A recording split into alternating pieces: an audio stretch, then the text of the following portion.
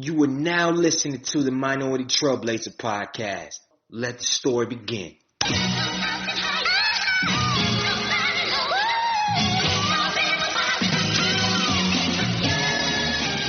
One time for the lovers, two times for the ladies, three times for the brothers, four times for the babies. Do you love her? Do you love her? Do you love her? Do you love her? Do you love her? Do you love her? Do you love her? Do you love her? Do you love her? Do you love her? Do you love her? Do you love her? Do you love her? Do you love her? One time for the lovers, two times for the ladies, three times for the brothers, four times for the babies. Do you love her? Do you love her? Do you love her? Do you love her? Do you love her? Do you love her? Do you love her? Do you love her? Do you love her? Do you love her? Do you love her? Do you love her? Do you love her? Do you love her? Do you love her? Do you love her? Brown skin, love her brown skin, love her brown. Brown skin, love her brown skin, love her brown. She my brown skin, love her brown skin, love her brown. She my brown skin, love her brown skin. Hold me down. Welcome to the Minority Trailblazer podcast, and I'm your host, Greg Ehill, the culture change agent. On this show, we interview young, successful minorities in a variety of fields to educate, empower, and inspire our current and future generation of leaders. It's Thursday morning. Some of y'all listening to this thing at 5:30 a.m. Some of y'all are listening to this thing 2 weeks after I released it.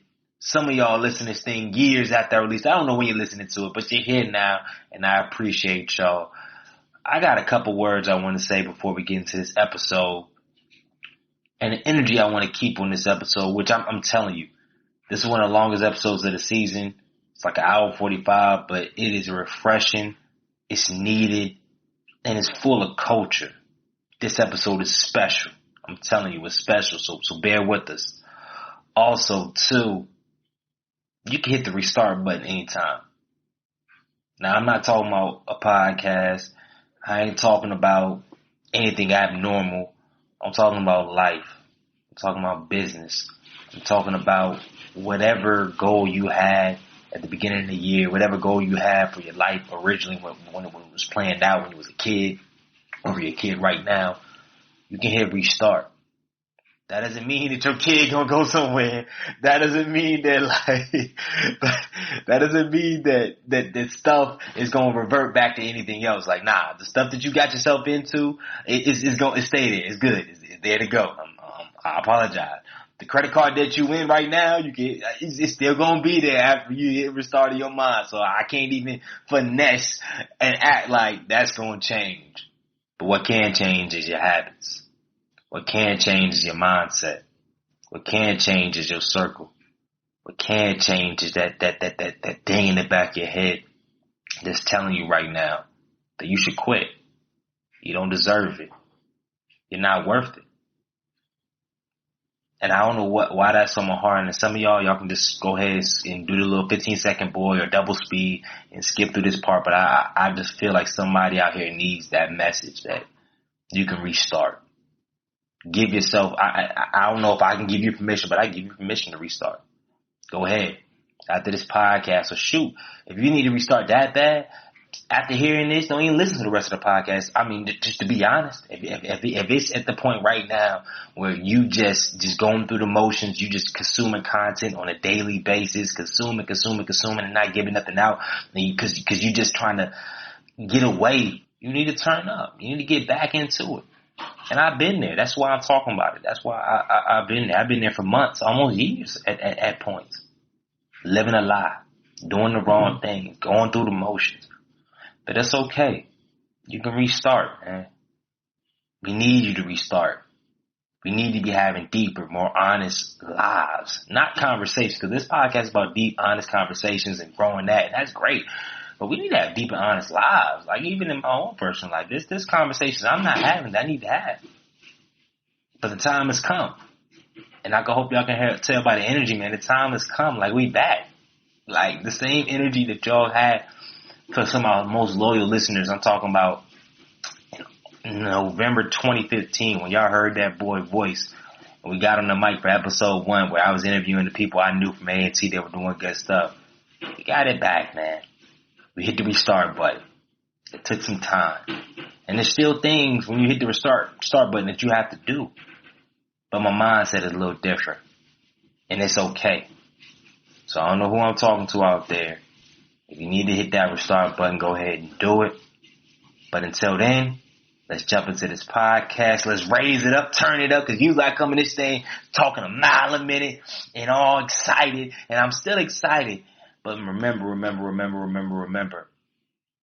All this knowledge, all this stuff that we spitting on this podcast that you hear online, that you see, that you double tap, that don't mean ish. If you're not happy, if you're not fulfilled, if you're not going towards your dreams, your goals, it don't mean nothing. Alright? So make sure you lock in, you press that restart button, and remember, you a freaking culture change agent. Bar none. Alright? Let's get into the show. And of course, I got a show for you today. This season we have been on fire. Season 5 has been phenomenal. Thank y'all for your feedback thus far. I'm really encouraged and inspired by y'all, most importantly. But today I got a brother online, which I'm so encouraged that he's on what he's been able to do, but his vision for the future and its intensity as far as cultivating black genius within everybody and the awareness of black genius within everybody. And I think his story, where he's came from, and his journey is going to be empowering and impactful for everybody. So I'm going to read a snippet of his bio, and then we just going to jump right into his story and his journey, man. So he's the founder and the executive director of Village of Wisdom, which is a nonprofit that enhances black boys' academic achievement by promoting a strong belief in intellectual ability and a resilient racial identity. Becoming the highest performing science teacher in his district at the age of 24, he yearned for avenues to expand his impact on boys and men of color. A year later, he decided to pursue his PhD in education at the University of North Carolina in Chapel Hill. While at UNC, he attracted the attention of Frontline Solutions, which is one of the fastest growing consulting firms of color in the United States, and was commissioned to design several highly engaging and effective learning environments for both school-age and professional audiences. He has been selected to present at several national and regional conferences on the topics of parent intervention programs and self-regulated learning, as well as a former Education Pioneers Fellow and a recipient of the UNC Doctoral Merit Fellowship. Also, too, he is officially a doctor. He just received a doctorate at UNC, and I'm proud to have him on the show. So without further ado, I would like to introduce Dr. William Jackson to the Minority Trailblazer podcast, man. Welcome to the show. What's up, Greg? Thanks so much for having me, man. I'm excited to be here talking to you today. Man, I'm excited as well, man. I'm ready to just jump right into it, man. I know we got a lot of things to discuss and discover, specifically on your work, man, because I've interviewed a lot of people that are in the nonprofit space, that are in the space of volunteering and helping our black young men and just helping America in general better deal with some of the issues of our past. However, one key thing is different about your perspective is of outside of your willingness and your heart to serve and give, you come at it from also too a data sensitive place as well. And I think sometimes we get in the nonprofit, our heart is really heavy and our heart is big to help and serve. But sometimes we miss some of the things in the data, some things that research suggests. And I think you coupling your research and your data intensive background, as well as your heart and your research and love for black history, and having those join is what makes your nonprofit and the work you do in general so unique and so profound. So before we get off from the show, because I'm getting excited, I want you to share with our audience, man, a quote or a mantra that you're living by that's speaking to you right now, and how you apply that in your everyday life. Yeah, so the quote that sticks out to me, usually nightly when I'm putting my daughter down, we watch a video, and a lot of times it's Maya Angelou. And in one of the videos, she quotes this Greek philosopher called Terence, and his quote is, "I am a human being. Nothing human can be alien to me." And, Maya Angelou goes on to talk about this, but basically she talks about the two extremes. Like, one, if you see something evil, you trying to distance yourself and say, oh, well, that person committed murder, or that person committing this crime or this heinous act, I can't see how a human could do that, actually allows for the space for you to potentially do that in the future, right? Because if you can't see the evil in you, then you can't kind of control or root that evil out. You can't work on that. You know what I mean? And on the flip side, when you look at somebody like a Martin Luther King or a Malcolm X or Barack Obama or whoever, like, you really look up to, and you say, like, I don't understand how they could do that, then you also kind of exclude yourself from that greatness, right? Because you got to kind of find in yourself what other humans are able to do, allows you to kind of tap in to the best of us. And also, I think, be careful around how you don't become the worst of us. I like that. I like that. And how would you say that quote or that mantra that she shared, how you kind of apply that in your journey in your everyday life? Yeah, I mean, so the way that I apply it is that, I try to be critical of myself, right? Like, we're going to talk more about the work that we do, but we work around this issue and this idea of racism and how oppression plays out. And a lot of times what happens is folks like to distance themselves. They like to say, well, I'm not racist, or I couldn't have that type of thought, or I don't participate in those things. I'm not sexist. I don't do misogynistic things. And actually that's the problem, right? Like, the second that you say that you don't do something, then that means that you don't actually allow yourself to be caught. And so I use that in my thinking, to make sure that I'm keeping myself in check, right? Like, that I'm doing this self-reflection that I need to do to make sure that I'm being successful, at being the best person I'm going to be, or I can be. Mm-hmm. So on the opposite, and that's great, but on the opposite perspective, not perspective, but the end of the spectrum, as far as your positive, your genius traits, how do you tap into utilizing and pushing forward your strengths as well? Because I know some of us, it may be easy for us to be critical, look at our weaknesses, look at things we got to better on, etc., and keep us grounded. But I think something important you said is not to I don't think she said mythologize, but like, we see these great humans that did great work, and then we put them on such a pedestal, and then it's like we spend this constant thing. So how do you affirm yourself as well? Yeah, I mean, I think a lot of my affirmation comes from looking at other people, right? So, like, when I look at those people, I don't necessarily think, like, that's impossible. Like, I'm like, man, I'm trying to study what they did. How did they get there? What made Martin Luther King so special? I mean, this is a guy that was reading books over and over and over again. Like, he was a student. He was a studier. He didn't just kind of wake up one day having I have a dream speech, right? Like, he's been writing speeches, what I mean? Like, so it's one of those things where I kind of find inspiration from looking at other people who do really dope stuff. Like, one of my current day heroes is these two women that run this organization called Girl Trek. And I know them, and I just look at what they do on social media and, like, how they're having these conversations. And every time they release something, like, I'm looking at it, I'm analyzing it. I'm trying to figure out, man, how could I do something like this? Right. So, like, I look to those folks who I think are doing these really amazing things. And I study that and try to figure out what I can gain from it. What can I learn from it so that I can, and that uplifts me, right? Because if I feel like I can learn it, then I know that I can do it, and that's what gives me confidence, is like knowledge, right? Mm-hmm. And knowledge from the folks that I feel like are really doing their best to push our culture forward. I love that. I love that. And when you say that, and when you spoke of that quote, it just, the word awareness came to my mind, and just really just bold letter print awareness. And I think awareness is key, because without awareness, you just live in life. Like, you're just going through the motions. You're taking what it is. You're not really living with force or being aggressive. But when you're aware and thinking intelligently about your weaknesses, like you said, you can find out how you can fill those gaps.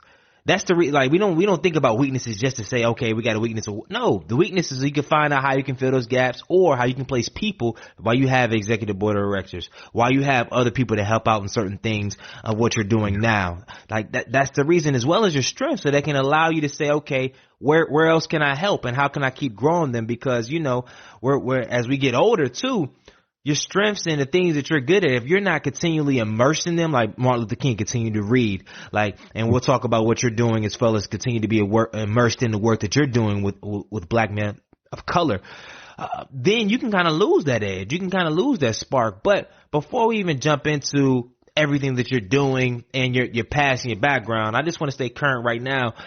You just had a daughter, man, and I know we haven't gotten into Village of Wisdom and everything else yet, man, but has your perspective on life, and I know it's a broad question, but I always try to ask the people that come online to have children, man, especially younger in the early 30s, man, how has your perspective changed in kind of the work that you do and you as a person? I know that's a big question.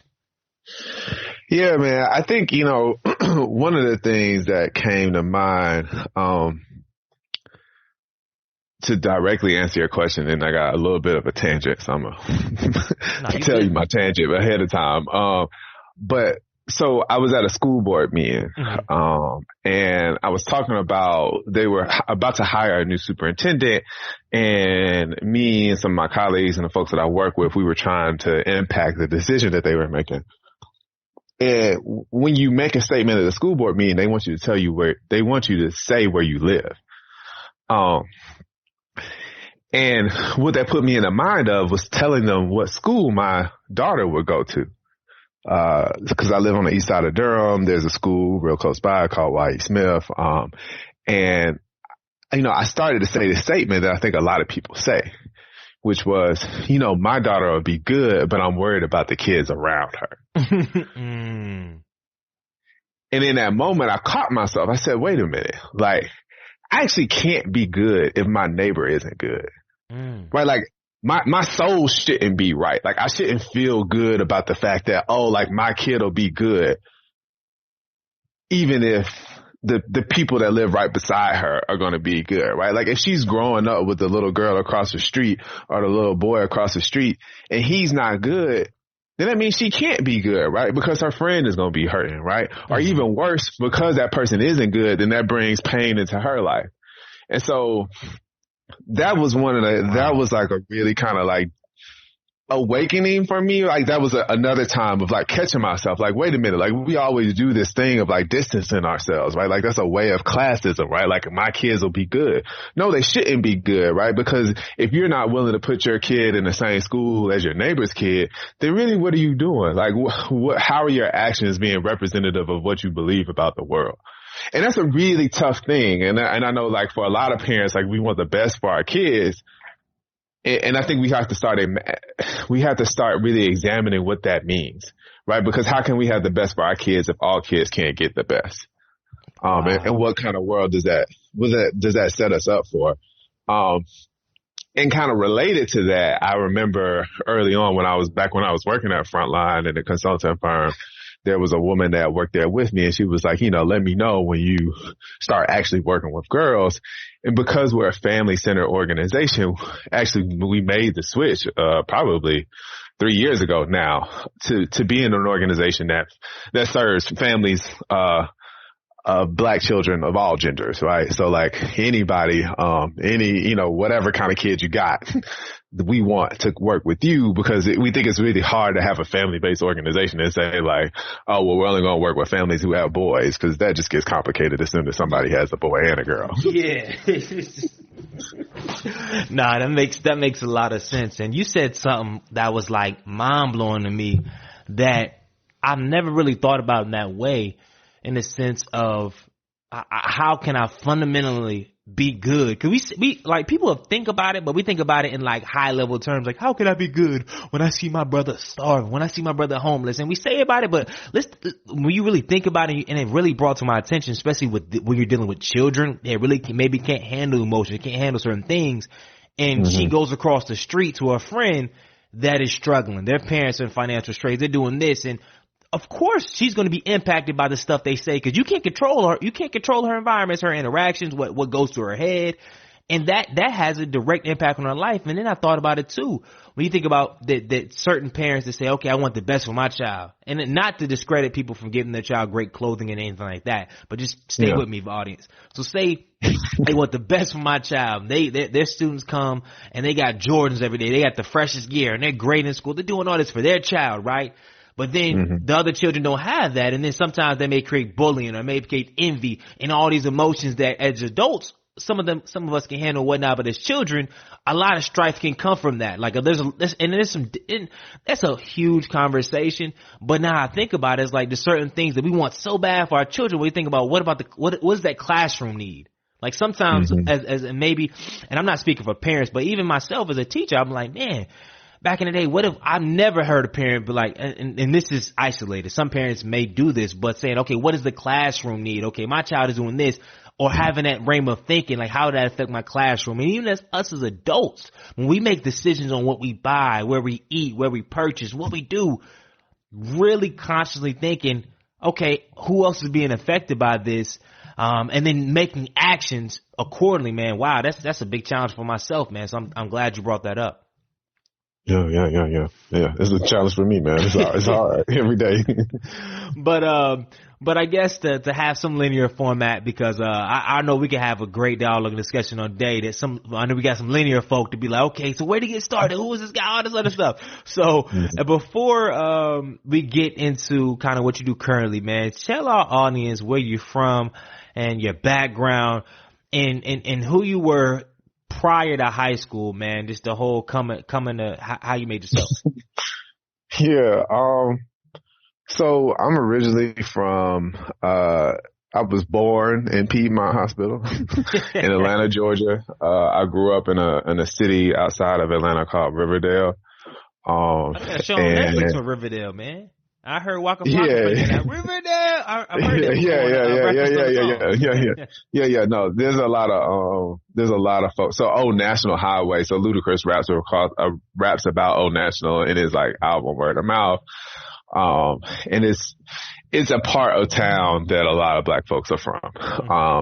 Riverdale is probably about 15 minutes away from the city. So it's really close to Atlanta.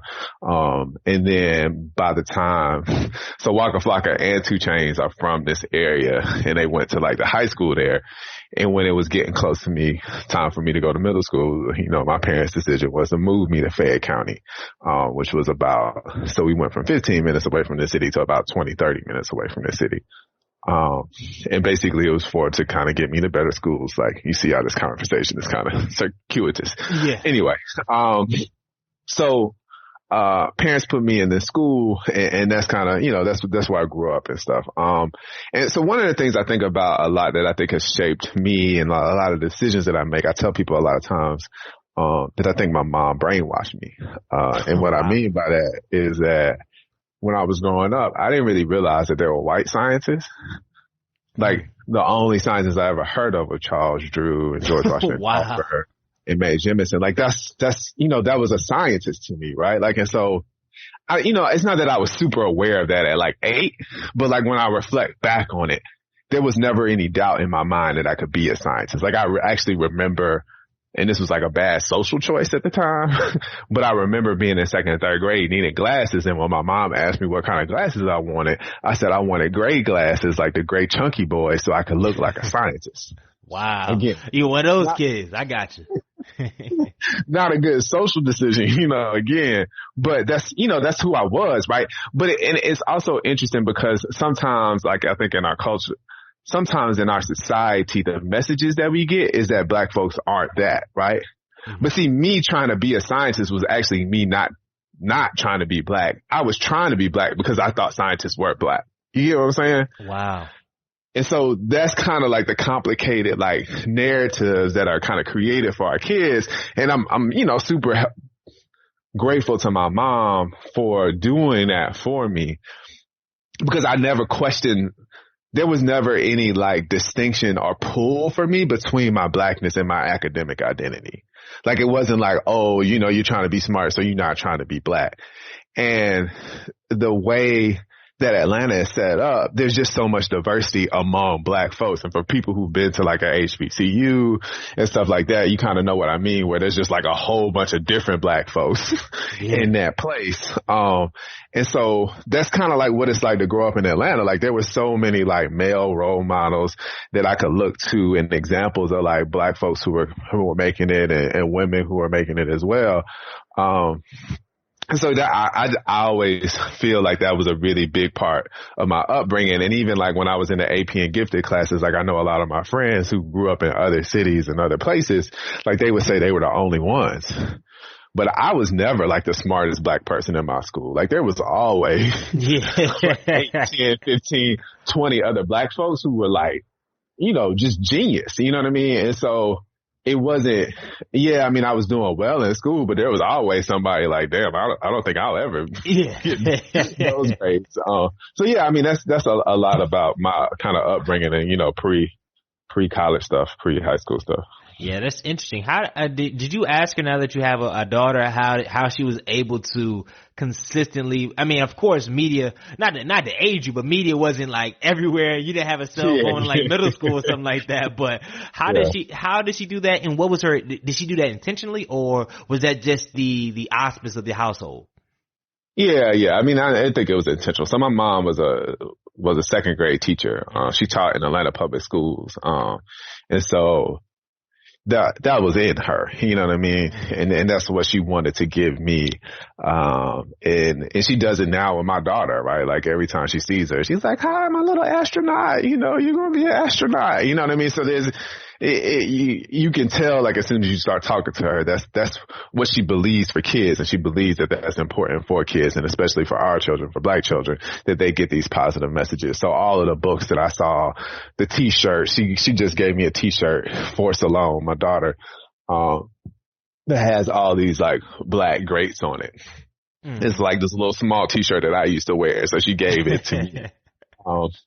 For Salome when she gets big enough to wear. So I remember like having the Negro League jerseys and the Negro League shirts. You had Negro League jerseys? What? Yes.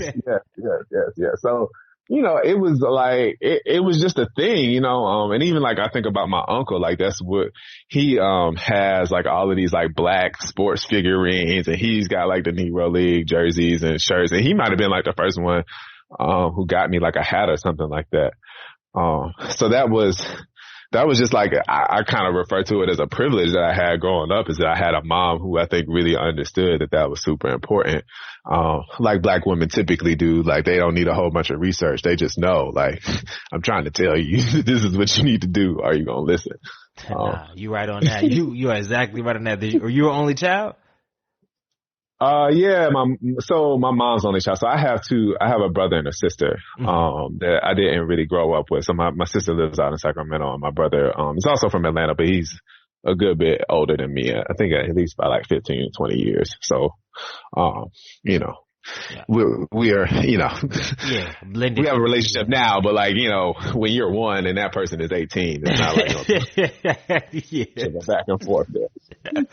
Yeah, man. So where'd you end up going to college at? So I went to Norfolk State University, behold the green and gold. How did you even hear about them either? Man, so it was funny. I took the SAT, and did okay on it, but basically it was good enough to get into this full scholarship program called the NEMIS.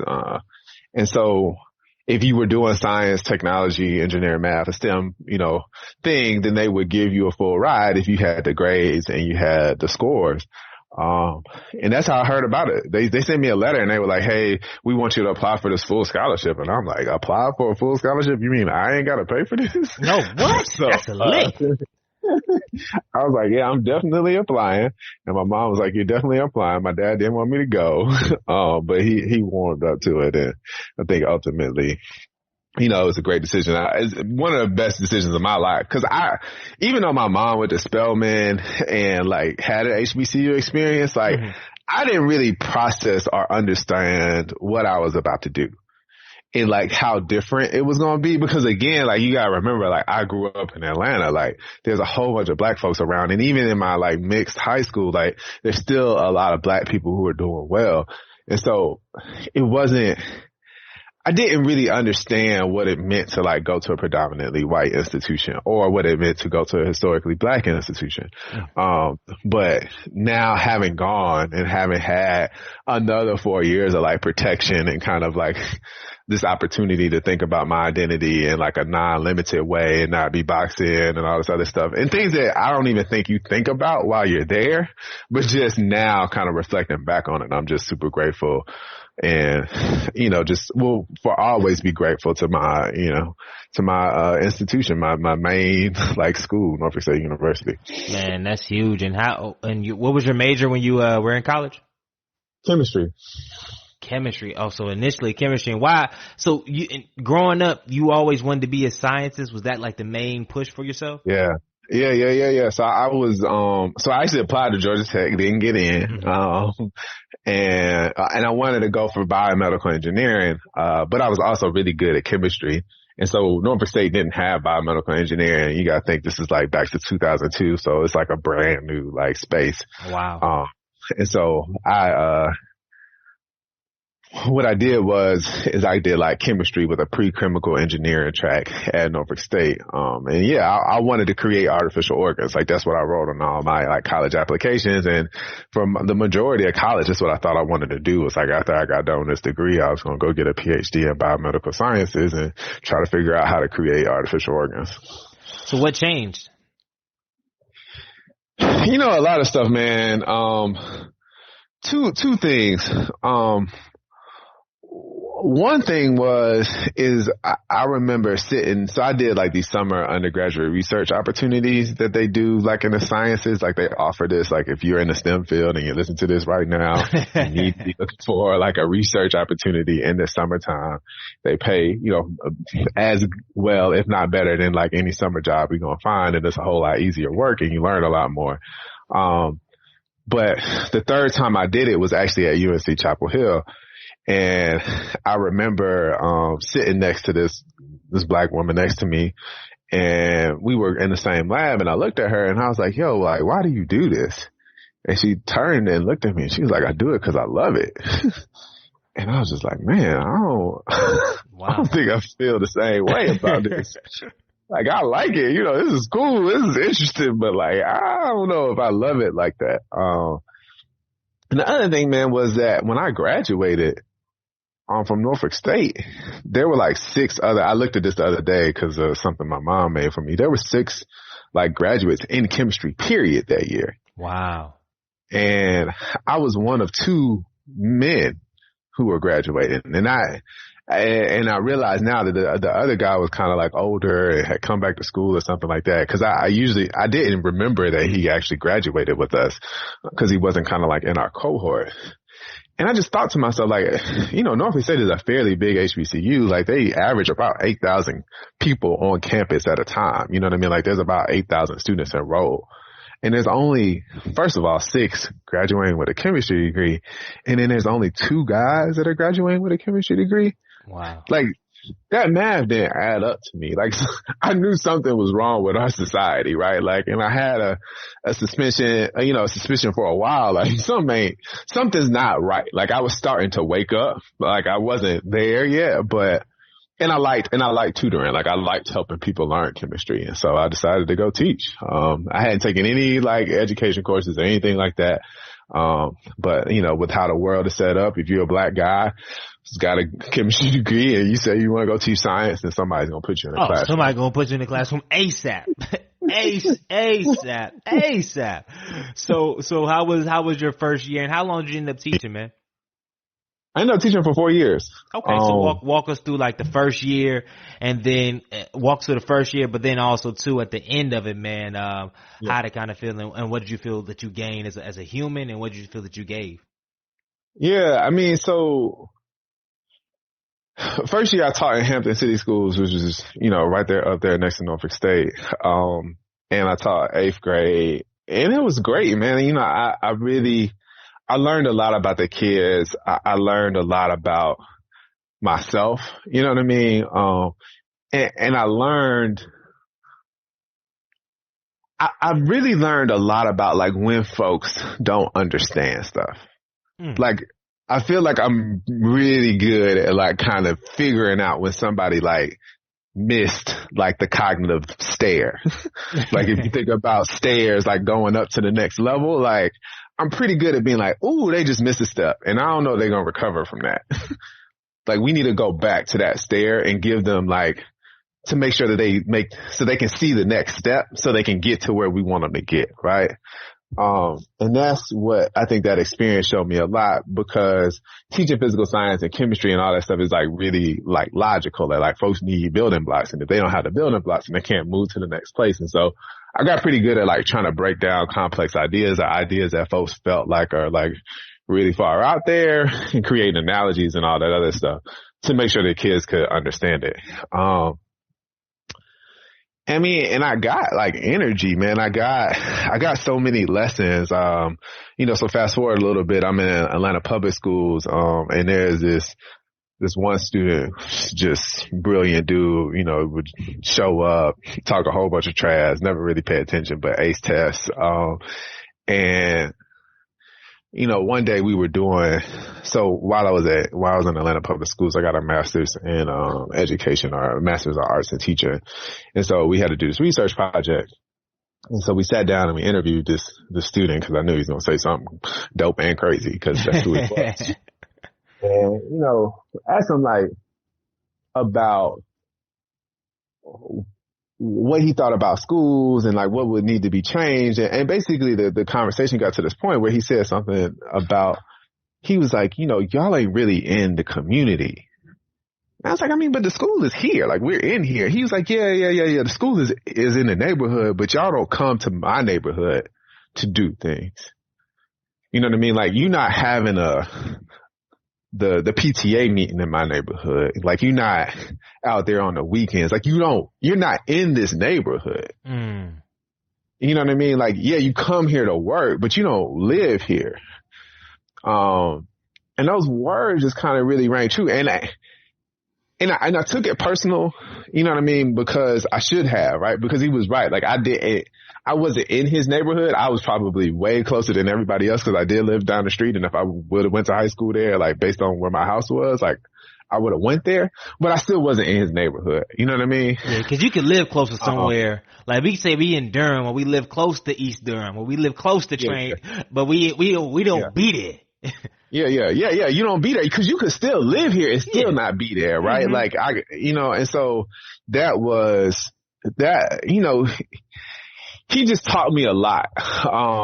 And another like situation that happened, cause like one of my people stayed close by, and I remember telling one of my students like, yo, you gotta stop hanging around those folks. And this is something, teachers say all the time. You probably said this to one of your students before, right? I've said that. So I'm at the house, right? At my boy's house, and I look out, and I know a lot of the kids in the high school, because I'm coaching basketball. And so like when you're a coach, a lot of people. And I look out and I see who he's hanging with, and it's all his family members. Oof. And it's like, so this is the thing I took from this, is that we say so much to kids, like you got to figure out how to get out. You got to get out. You got to get out. You got to get out. That's what we tell them, right? Like you got to get out of this situation. You got to get away from those people. One, those people are their families. That's their friends. It's their parents. And so what is the message that we're saying about who they come from and who they are? Right? Because I am who my parents are, right?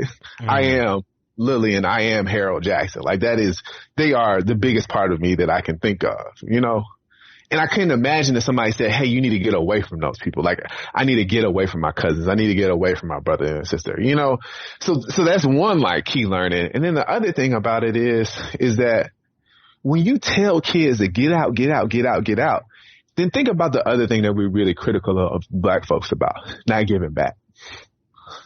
Right? Like, oh, you done got this and now you acting brand new, right? Mm-hmm. Like that's the thing we say all the time. But think about the message that we give kids in school all the time. Get out, so that you can act brand new. Like that's basically what we're telling kids. And so then we get really critical of them when they don't want to give back. Yeah, man. And so that it isn't like, oh, all of that hit me at the same time while I was sitting there because I just wasn't smart enough to connect all those dots. But like over time, that's what has kind of really rested on my soul is that, no, we need to tell kids they need to stay where they're at.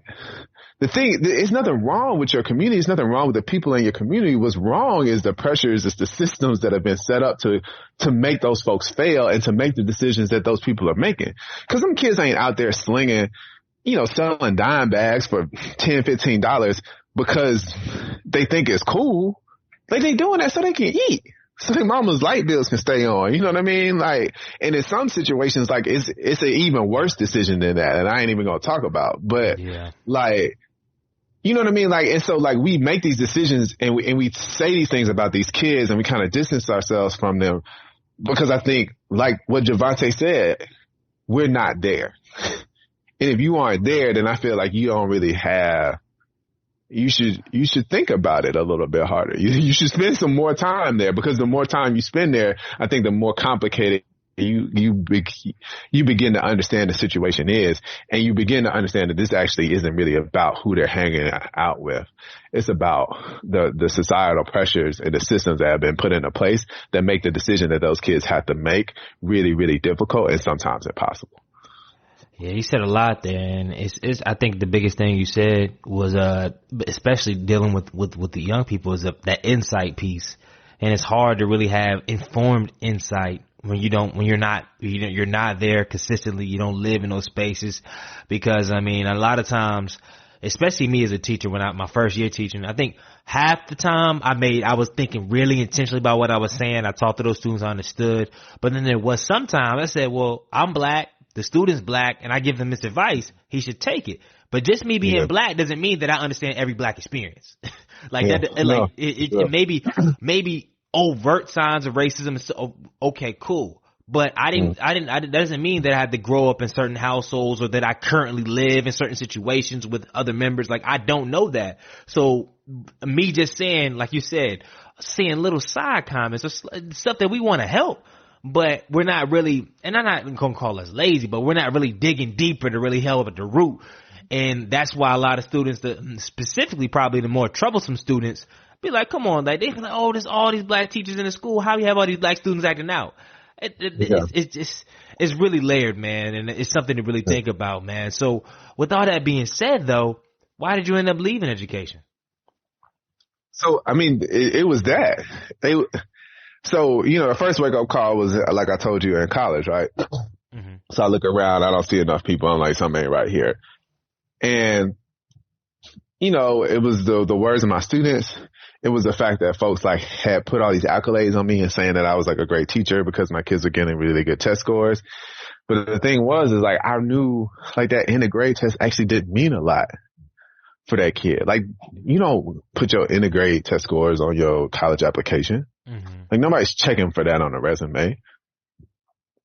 So I was really good at helping kids remember information to take a test. That actually didn't mean a lot for them. It meant more for me than it meant for them. Mm-hmm. Wow. And that's not like, that wasn't why I came here, right? Like I had a love for teaching, like I had a love for helping people understand things, and I had a love for trying to address a social justice issue is what I came to understand later. But this wasn't it. And when I looked at the system, I was like, I don't know how I change what I want to change from here. And so one thing I really wanted to better understand was like, how do I prepare my kids for life? Because I was preparing them for a test. And those are two different things. Sometimes there's some overlap, but those are two different things. And so I went to grad school really trying to understand how do kids learn? How do they access information on their own? How do they process? How do they gain information on their own and make sense of it? Because what I was doing is I was giving them prepackaged information. Like I was making it easier for them to get it, but I wasn't necessarily teaching them how to get the information. There's a big difference. That's why it's like some things that you may have taught in chemistry could really be important to them in life. However, if you're just telling them prepackaged information, they're not really receiving it in a way that they can actually utilize it. I mean, they utilize it on a test, but in real life, it's like, bro, this had nothing to do with me. Where it's like, hold up. some of the principles and things that you learn about teaching it can kind of, it doesn't stop there. So I definitely understand and get what you're saying. So what was that next move? So that was grad school, right? Like that was me going to UNC Chapel Hill to get a degree in education and learn about learning, to learn how kids learn the process of learning and how do you teach somebody that. And so I did that, spent the first 3 years really kind of understanding that, there's this guy named Vygotsky that they talk about in the education space. And they say that, it's a Russian dude, and he said that cultural tools are really important to learning. So people learn from the things that they learn in their culture. And we use culture as like a proxy or a building block to learn new ideas. And so like things like language and how music and dance and all these things that we do with little kids, like this is how they learn language. You sing like the ABC song and 1, 2, 3 and all this other stuff. Like that's how they do it. You just repeat that stuff. And so that's the culture, right? Like the songs are different based on which country you're in. If you Google like ABC songs and you watch a song, just a regular joint, and then look at Usher's ABC song, and you'll understand what I mean by culture. Look at Patti LaBelle's like ABC song. Like it's been hitting me in the face now, like raising this little girl. So, I didn't even know she had Patti LaBelle got an ABC song. Okay. Patti LaBelle got the churchiest ABC song. They we got to play a clip of that. I think I can put 15 seconds without getting off YouTube, SoundCloud. I'll make sure I play a clip of that. But so that's culture though. Like that is our culture. Like when I watch Patti LaBelle, like I know where that came from. And then when you watch some of the other YouTube clips, you see how the culture is different, right? And you see how that culture is probably important as that kid makes sense of things, because if they always going to church, if they're always in a black environment, then they're going to probably understand the Usher song and the Patti LaBelle song easier than maybe some of the other songs, even though the information is the same. So it's kind of like inside jokes, like it's certain jokes that people are like, but it's like if you've been in that environment, you get the joke, you understand it, or you understand kind of what they're referring. Okay. Exactly. And so you make better connections. You make more connections. Mm-hmm. And so I learned that. Like the other thing I learned is that self-guided learning is really hard. It takes up a lot of like cognitive space. And what I mean by that is like most people understand this idea of bandwidth, right? Like if you had slow internet, if you're old enough to remember slow internet and low bandwidth, it means only a little bit of information could get through the lines, right? And now we got these wide lines. Or these wide bandwidths, and so more information can get through. And the thing is that to do learning on your own, you need a lot of bandwidth, because you got to think about the process and you got to think about the content. And so if you need to think about both of those things, it's hard. And so the thing that is not helpful is that if you have to think about another thing on top of those two things. If I got to think about process, and I got to think about what I'm learning, and I got to think about the fact that this teacher just kind of did a racial slight towards me, maybe said that I don't belong here, or maybe I just saw like all the black kids that I know in the school are actually in a low remedial class, or dang, I wonder why Daquan keep on getting suspended, but it seems like he doing the same thing David doing. Mm-hmm. Like if I'm worried about that while I'm supposed to be thinking about this process and while I'm supposed to be learning this content, it puts me at a disadvantage. And so by learning what learning is, I better understood why our kids were struggling. Man. Cause I couldn't unsee this stuff. I couldn't unsee what was happening to the kids. Like I knew the suspension rates. Like I was in the schools. I saw what was happening. I knew what was different. Right. And so the second that I understood the science behind it, I understood why culture was so important. And I think a lot of times, like we try to separate those things. Like we try to say, oh, culture and all this other stuff is soft. No. Like it has real cognitive impacts on how kids learn. And with that being said, did you think there was distinct, or you already explained that, but distinct differences by obtaining your master's and now your PhD, like what you've learned kind of through that whole long journey, like getting a master's, that's a year, 2 years, PhD, a long time, rather than saying, what if you would have read a book that it's like, say for instance, you would have read a book about culture and all these things from him. do you think that, what did the PhD or that length of time add, or do you think you could have came to the same conclusions while maybe just reading the book? And there's a reason why I'm asking this question, but just reading a book or going to a seminar, like, do you think the time was necessary? Was it well spent during the time learning the PhD? Could you answer that? Yeah, I mean, so yes, I think it was time well spent, right? Because it gave me some reflection time and it gave me some time to make meaning, right? Like when I started this journey and started teaching, I told you, like, I didn't know anything about education, right? I had just kind of jumped into it. And so, like, I had some of my own thoughts, but I wasn't super well aware of that. And the other thing I told you is that, like, when I graduated, I knew something was wrong. I didn't know what was wrong.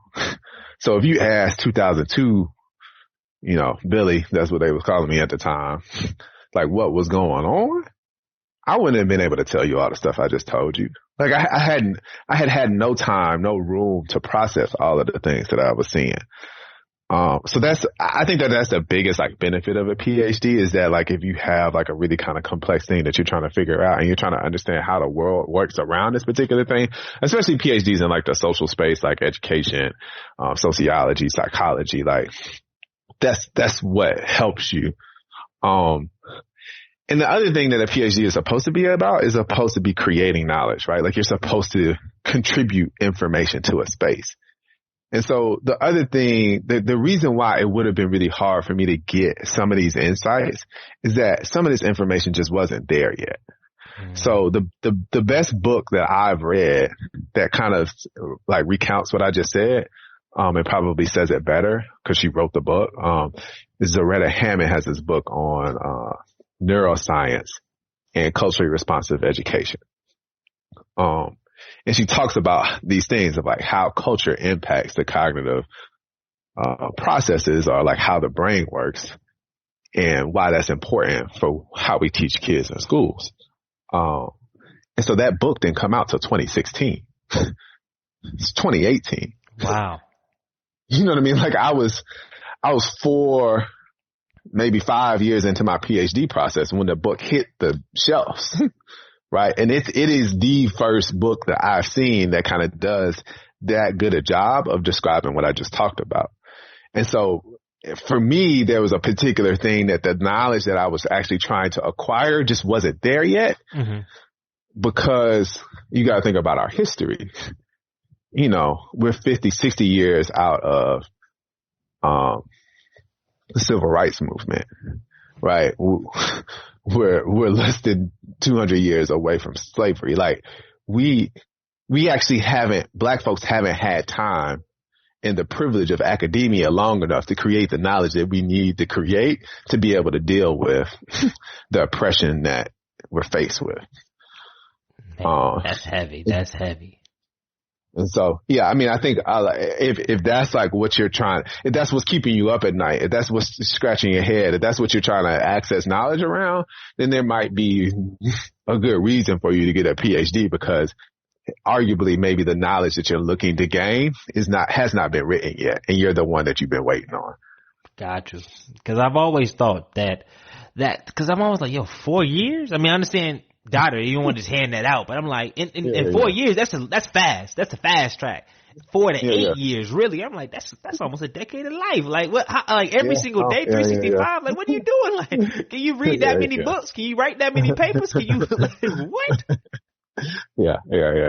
I mean, and for me personally, my journey was 8 years because I was doing all this other stuff, right? Like, I started a nonprofit about 4 years in, or 3 years in. I was consulting, probably after a year. So all these other things, I was using my time definitely in class, but I was also spending time outside of that, right? And that meant that I wasn't pushing my research forward as fast as other people were. But those experiences definitely dramatically changed, like, what my dissertation was about, what I ended up, understanding. And so, I think everybody has their path. Some folks just need that PhD because, like, it's a job thing and they know clearly, like, this is going to help me do X, Y, and Z. For me, that was a little bit less clear. I wasn't super sure what I was going to do when I got done. Gotcha. Because when you started, because I definitely want to get to how you created, and the next thing we're going to get to is how you created and what led you to create Village of Wisdom. But when you started the PhD program, what did you think that would happen after it? Did you think that you were going to go be academic, or like what was the goal? Or did you just start and like, yo, I don't know where I'm going to land this plane, but yo, we about to get in this thing? Yeah, I mean, I would definitely say it was more of the latter, right?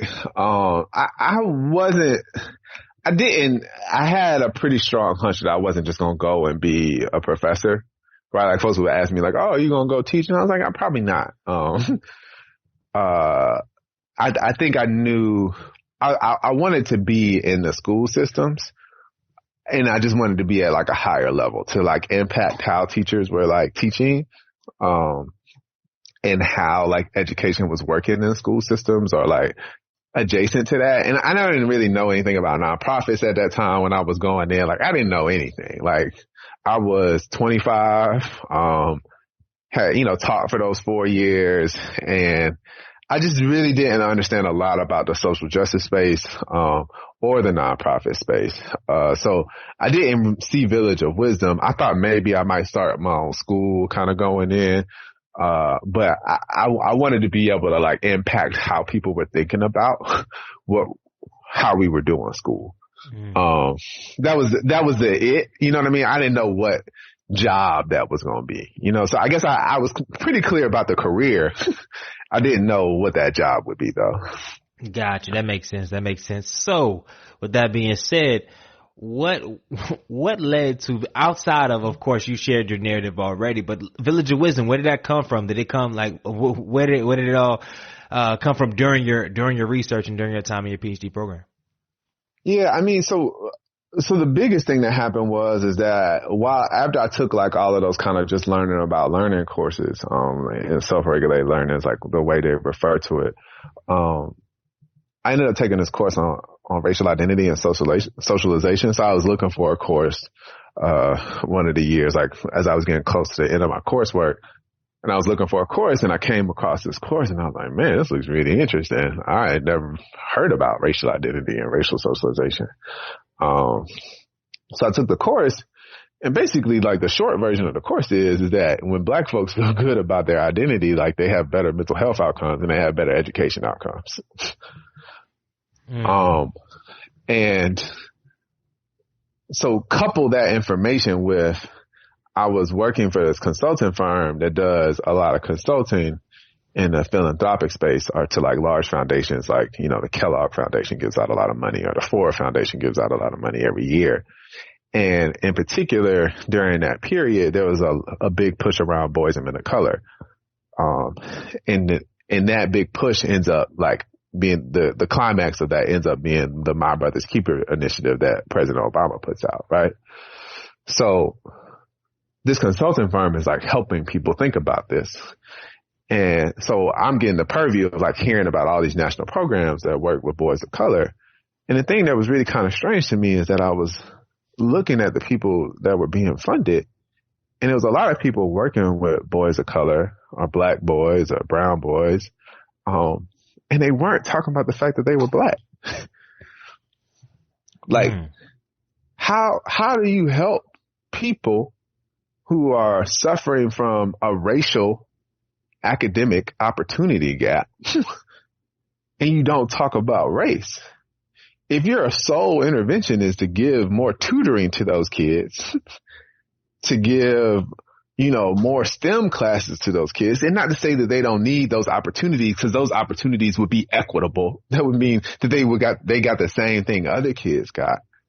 But you don't deal with the fact that the reason that they're not getting that stuff is because we have a system set up that says that if you look a certain way, then you don't get the same resources. And you think that those kids don't understand that? Like, if you think back to the student I was telling you about, you think he didn't understand the fact that the black kids on the south side of Atlanta don't get the same opportunities as the white kids on the north side of Atlanta?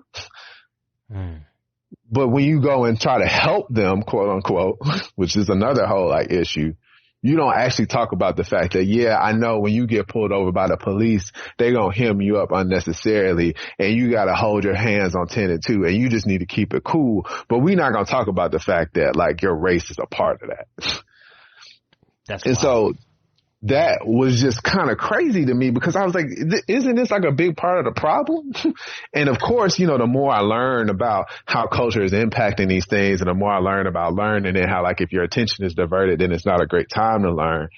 Like I went from having a hunch about like that seems messed up to knowing that it was messed up. And the other thing that kind of rang that I was just reading a lot and looking at how people talked about black parents. And it was just like always negative. Like, you know, black dads ain't nothing. They don't want to be anything. You know, black mothers are, welfare queens and all this other stuff. And I saw people blaming parents for a lot. And I remember people blaming parents for a lot when I was in a classroom. But the thing that I couldn't remember was a mom or a dad who didn't care about their kids when I talked to them. Mm-hmm. You know what I mean? Like, they wanted the best for their kids. Did they know how to get there all the time? Nah. But why would they, if we think about it? And so I wanted to create an organization that one kind of dealt with the racial identity of the children because I knew that that actually made these kids, and this is the kicker, more resilient to experiencing kind of interpersonal racial bias. Meaning that if you have low expectations of me or you call me the N-word or you try to keep me out of this gifted class or you tell me that I don't belong, the way that I'm resilient through that experience is by remembering who I am.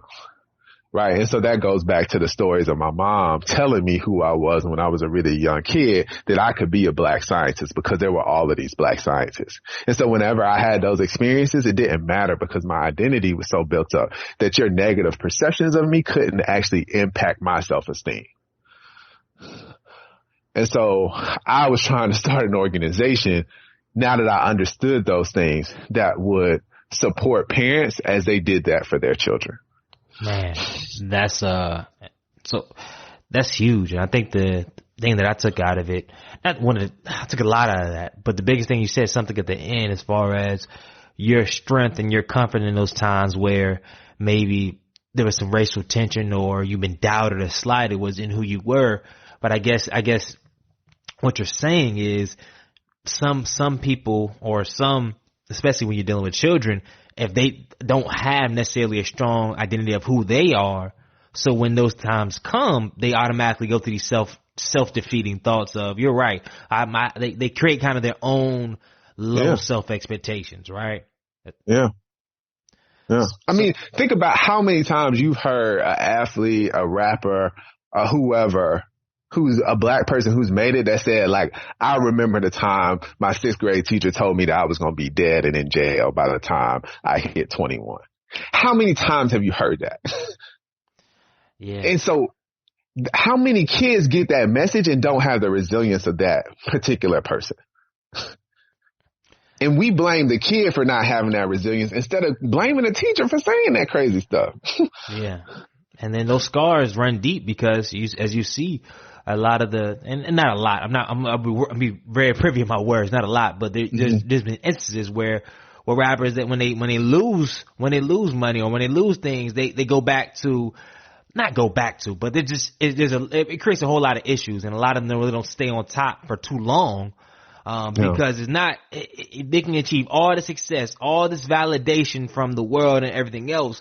However, if you really don't have a strong foundation of kind of who you are, and I think everybody could take something out of this in general, not even children, but if you're really not based with a strong foundation of who you are, when obstacles come, you will crumble. Like you're going to go believe like no matter how successful you think you are. Like I just got an article today about a couple people that these people weren't black, but they committed suicide and they were wealthy, affluent. We've seen people all in the news, but if you're not really based in your foundation of who you are, the things that you accomplish, the things people say about you, that really don't mean nothing. Yeah. No, it doesn't. I mean, and the other thing that like has become a more important piece of village of wisdom is that there's this mental health piece to all of this, right? And like in general, in our country, we just don't have the access to mental health that we should. We don't respect it as a country as a whole, like across race. And in particular, it's really difficult for black families to access the type of mental health care that they need to access to take care of yourself, right? Because you have to be able to survive those injuries. And I wish it was as simple as saying like, hey, if you get these positive Black messages that, you know, you'll be good. And that's a big part of it, right? But another big part of it is that if you don't have access, just like if you broke your leg and you don't have access to a doctor to fix your leg, that leg will kill you. If you break your mind, that mind will kill you if you don't have access to a doctor that can fix your mind. You know what I mean? Or help you get to a healthier place where your mind is. And I think that that's kind of what, you know, that you're referencing that. But that's another thing that we've seen come up a lot with, you know, Village of Wisdom and the families that we're working with. It's just like we have to really rethink about how we give access to mental health care in this country if we really want folks to stop shooting themselves and shooting other people. The gun thing would be nice too, but. So with that being said, what was the first steps? And this, I'm gonna go ahead and lay it because you're perfect with storytelling. So I'm gonna go ahead and lay out a full question. What was the first steps you took towards getting Village Wisdom off the ground?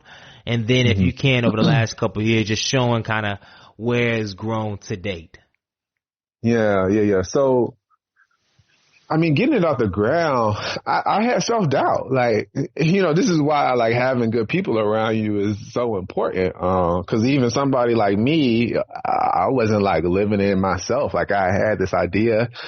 I kind of knew that it needed to be done. I was working with I was mentoring at a local elementary school, and the guy kind of walked up to me. He was like, man, this is cool, but I really need a program for parents. You know, can you ask your people at Frontline? He knew that I knew some folks at Frontline about like, do they have a parent program? And I had just gotten done actually creating the model for like the first version of Village of Wisdom in like a PhD course. And I was like, yo, I got something, you know, let me try it. And so I quickly found out about Echoing Green, which is like a social entrepreneurship fellowship, like I guess an international social entrepreneurship fellowship. And I remember like being in the office at Frontline and being like, I don't think I can apply for this. Cause at the time I was really coming from a research place and the fellowship was like for research. And so that was the excuse I was making. Like, well, I think it's research. They ain't gonna fund it. So I shouldn't even apply. And I remember one of my mentors, Micah, was like, what are you talking about? Like, put the application in. Like, that is not an excuse. You know what I mean? And so like, it was really important for me at that time to have somebody around me. Cause as much as we talk about like having faith in yourself and all this other stuff, like you need folks to remind you who you are. And so, you know, I put the application in and was like lucky enough to be chosen as a fellow. And that gave me about $70,000 in seed capital, to start the organization. And so we did the pilot in that elementary school that I was telling you about, and got started. And another time, like I'm just thinking about the barriers that I think maybe entrepreneurs kind of commonly kind of create for ourselves that are on the simpler side. Applying for my registration for the organization. Like I kept on putting it off because I thought it was going to be like this super hard thing to do. And one night, like it was like 1:30 in the morning and I just went on the Secretary of State site and I filled the application out and I was done in less than like 20 minutes. And before I woke up the next morning, they had sent me an email saying that I was registered. Wow. And it's just like, that's a nonprofit? Not as a nonprofit, but as a legal entity, right? Like you can get your tax, ID number, not the nonprofit one, but like you get registered by the state that you are like an actual organization, right? And sometimes my point there is to say that a lot of times we create these barriers in our head about like how complicated something's going to be or how hard it's going to be without even actually looking at it, without even understanding what it is to do that thing. And especially like in the age of the internet, like it's just kind of inexcusable. Like look to see what it is that you need to do to get it done. You know what I mean? And sometimes you'll probably find out that maybe this thing that you were kind of making up in your head as being super complicated is actually not that hard. Yeah, no, you hit it on the head. So once you got that ball running, you had your first pilot, and then you had the seed capital. So like, I mean, that's every entrepreneur's dream, right? You have you get a pilot, you get some money. It wasn't like you got a couple grand, like you got 70 grand, like, and talk to this too. Once you get the capital, because I think sometimes we miss that. I know I've had people on the show that bootstrapped everything. I've had people on the show that have been able to get a lot of money. But once you get we never really talk about once you get that first initial investment, like, because it's just idea, and now you have all this money. How did you go about allocating those resources and thinking through all that stuff? Because that's brand new. This is just an idea you had. You didn't even want to put this out here, and now you got a fellowship. You have a little bit of money, and for some people, like $70,000, you can do a lot with that. But then they just walk us through that process for you. Yeah, I mean, first of all, like, if you're gonna pay yourself, when I walked away Atlanta Public Schools, like, I think I was making like $48,000 a year because of, like, I was coaching and all this other stuff. So, like, just think about that real quick. Do the numbers for the folks who ain't, like, used to running payroll. If I wanted to pay myself what I was making as a teacher, like 5-6 years ago, I, would have to pay myself $48,000, which isn't like a lot of money, I don't think, for most folks. And on top of that, you got to pay payroll taxes with that, right? And you got to get benefits, and you got to get a payroll provider, and you need somebody to run your books. You know what I mean? Like, so that $70,000 is like a salary, basically. And so the first couple of years, I just didn't spend the money because I was still in grad school. So I was still, and I had, I was, doing a little bit of work here and there for Frontline, and I was like in a good situation at home with my wife, and she's just been a huge blessing for us in Village of Wisdom. And so I was really tight with the money. Like, I probably didn't spend that $70,000. I got, a lot of it in like late 2014, and by the end of 2015, I probably had all of it. And probably didn't really spend. I might have spent maybe $15,000 over that like first year or 2 years. It didn't really start spending money until late 2015, and really the beginning of 2016 was the first time that I hired somebody because I did get the money early in my stage, right? Like, it was my organization, the idea, it was really in the idea phase, right? And so for me, it took some time for me to understand what I needed to spend the money on. And I had the benefit, the privilege, and not everybody has this privilege. I had the privilege of kind of waiting, and kind of holding on to my money as I better understood what I should spend it on. And essentially in 2016, I realized that I needed somebody to engage with parents, which wasn't like a big, like, should have been fairly obvious considering that I was doing parent work. And I also wanted somebody who could help me like understand the data that we were getting in, right? And to kind of better understand how we should process that data and what data we should be collecting. So, even though I spent all this time at school, like, it's just, sometimes you need some distance. You need other people to kind of help you think about how you're going to collect data on stuff. And so that's what I did. I spent some money on some contractors, hired them to kind of help me do this work and help me begin to think about it. And that's how I kind of started spending the first kind of bigger amounts of money. I spent money before, but that was like my first decision was like on personnel to get the work done. And then, you start spending that money, you're like, man, I gotta raise some money. Yeah. Like, cause that $70,000, like, once you start paying 2-3 people, like, that's gonna go quick. And so, like, ever since I got the fellowship, like, I remember, so in 2016, we actually didn't do any programming. Wow. Like, the only programming we did was like these like kind of like easy lift, we called them field trips. Yeah, I remember. I was like, always asked like, yo, gee, what's the next program? He was like, yeah, we're doing this. I said, it was great, but I was like, yo, it's 2016. It's like 3 or 4 things. Like, you in the lab, make it out the lab. Yeah, I mean, sometimes you gotta get it, and especially like if you get that money early in your phase, like you gotta know what you're gonna do. You know what I mean? Like, and you gotta know that what you're doing is actually gonna have an impact. And so to kind of pull people in the process a little bit, one thing is that I was in this fellowship program with like all these amazing social entrepreneurs from across the world. And this one dude sat me down and he was like, so what you gonna do? And I was like, man, I don't know, man.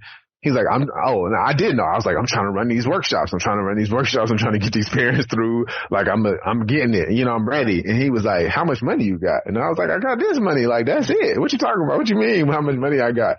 And he was like, don't do anything else. It's like, don't do anything else.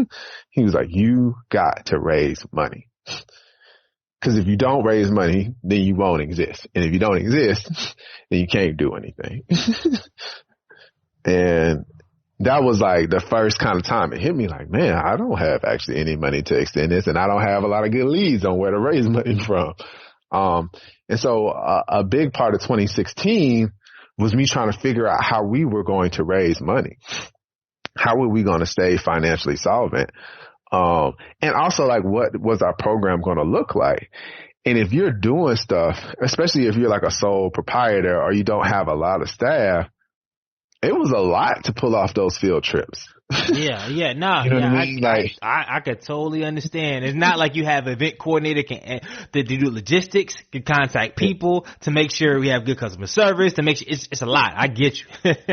So, you know, it's a lot to do that stuff.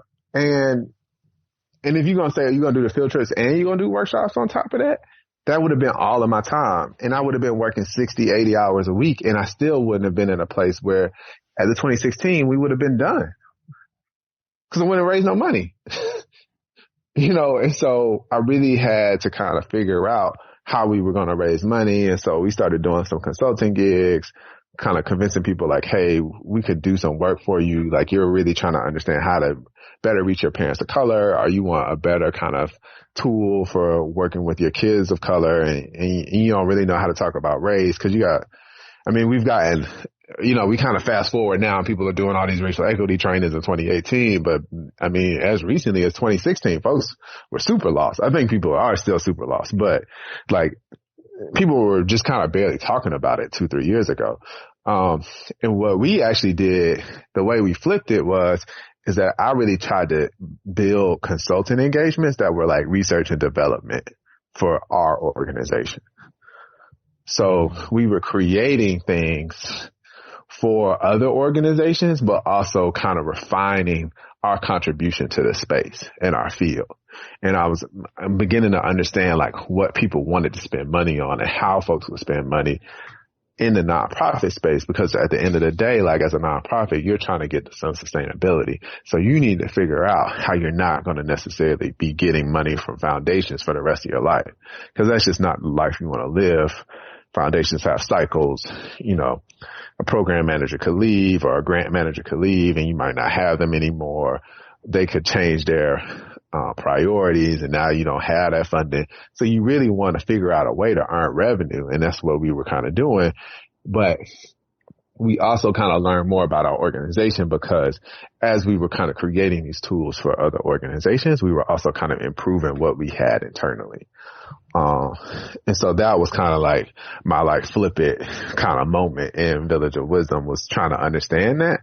But also the cost of us starting to do so many different things was that our organization was getting super wide and not very deep.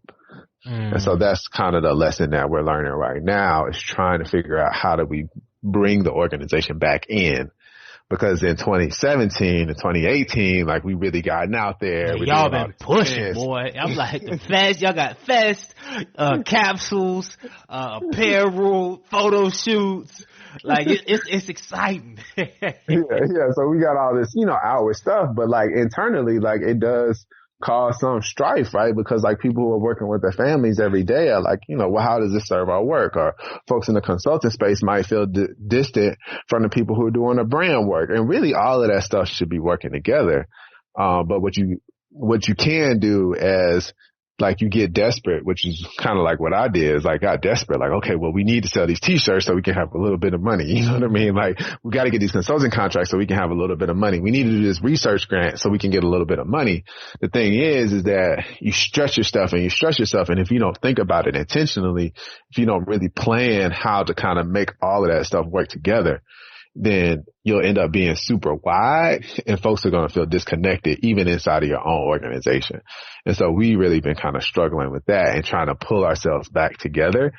And so we're about to do a 2016 move again. Like, hey, we got this Black Genius Fest. We got our, Juneteenth celebration, but it's going to be a moratorium. Like, if it ain't a direct parent workshop, like, we're not going to do anything else for the rest of 2018. And just because I need to go back in the fundraising mode. Like, I need to do a reassessment, and our organization needs to pull itself closer together so that we can kind of go at problems more as a unit as opposed to being kind of like separate entities, which is like really how we're operating now. Man, so first of all, thank you for just sharing that. And I got two questions that come to mind. As always, people are like, yo, Greg, why do you always ask two questions at the same time? They're just, I don't know. I wasn't technically trained. So that's how I like to do it.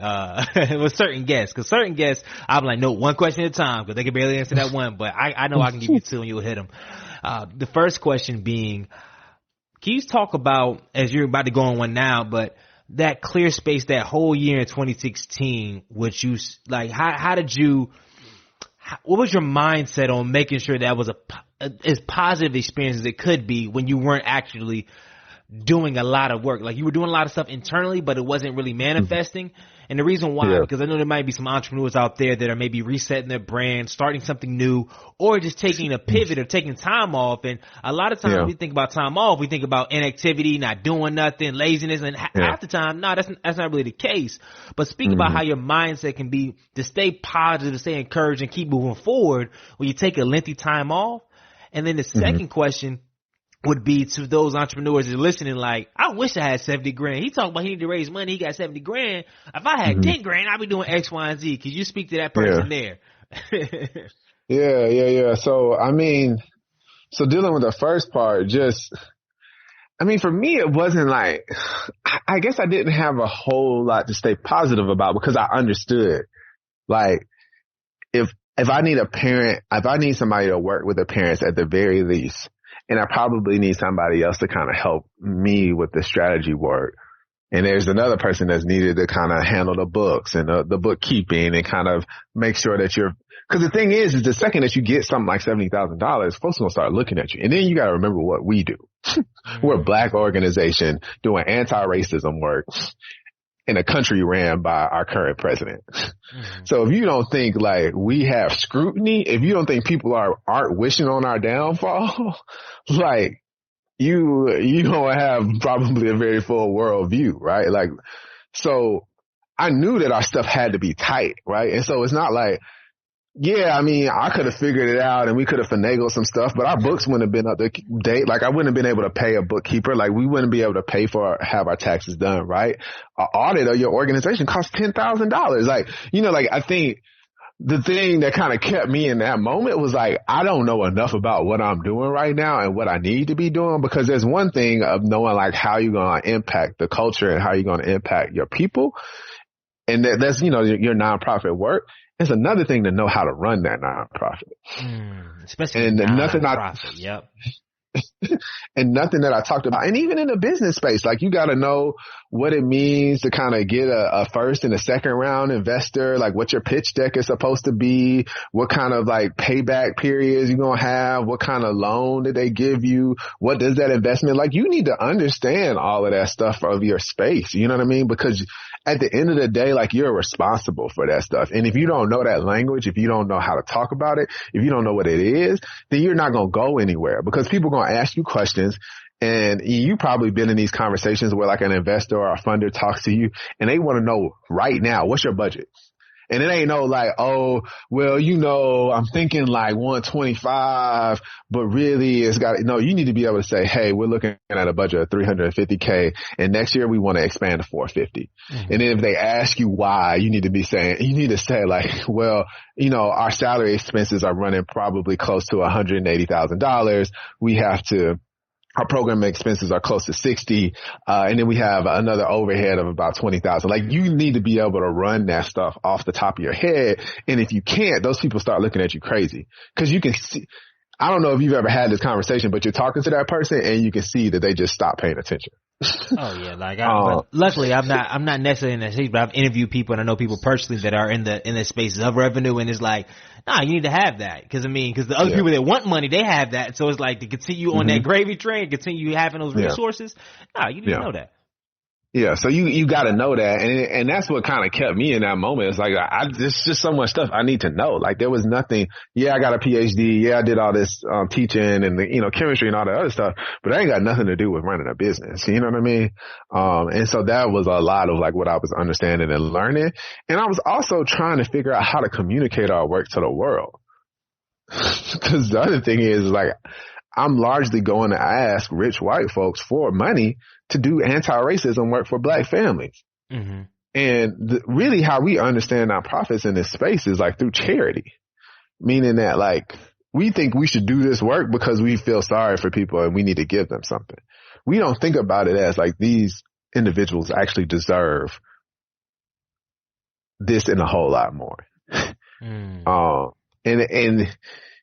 And if you're coming from a charity perspective, it actually puts you kind of in a weird place when you start thinking about the fact like maybe this is unfair that I got all this money. You know what I mean? Like, and when you're asking people for money, having them uncomfortable is just it's not an ideal situation. So I had to think a lot about like, how are we going to communicate this to the world? How do we build a brand? How do we build the stories that are going to be compelling enough to kind of draw us donations and resources? So that's kind of what kept me is just like, I didn't feel any anxiety about not doing anything because I was like, I need to figure out what I am doing. You know what I mean? But even that, like that is still big because I mean, what I'm doing, and it's kind of, it might be a U.S. worldview, but it's like when people like, what am I doing? They're like, hold up, man. It's like, oh, this brother guy working on his PhD. He's married, doing all this other stuff, and he don't got no 9 to 5. He's spending weeks, a month worrying about what he's doing, and so it's like a lot of social stuff that may be backed in. Like friends, hey, how's things going? Oh yeah, I don't teach them why I don't do this. So what are you doing? Well, like when you got that question during that momentary, like what did you say? Like I'm thinking, or I'm just I'm ideating. They're like, okay, if you ideating 2 months ago, like how long you gonna ideate? Like how do you keep that? Because the reason why I'm asking is like I've been there before, and I know others have been in spaces, and when you get social constructs or other people, so how do you deal with that? Yeah, man. I would just tell folks like, hey, really we're not doing any programming this year. Like we have our field trips and we had stuff to kind of keep people, we had snacks. You know what I mean? Like folks wasn't just going straight hungry. Like we was giving folks snacks. So that was, I think, enough to kind of keep people at bay. And some people probably would argue, and I would even argue with myself that I don't even know if we needed to do those snacks. Like it would have been okay. Like at the end of the day, I think we probably would have figured it out. But that was part of it, right? So you think about the snacks that you can do that's not going to take up a lot of your time and energy, but has high value for your constituents and the people that you're talking to.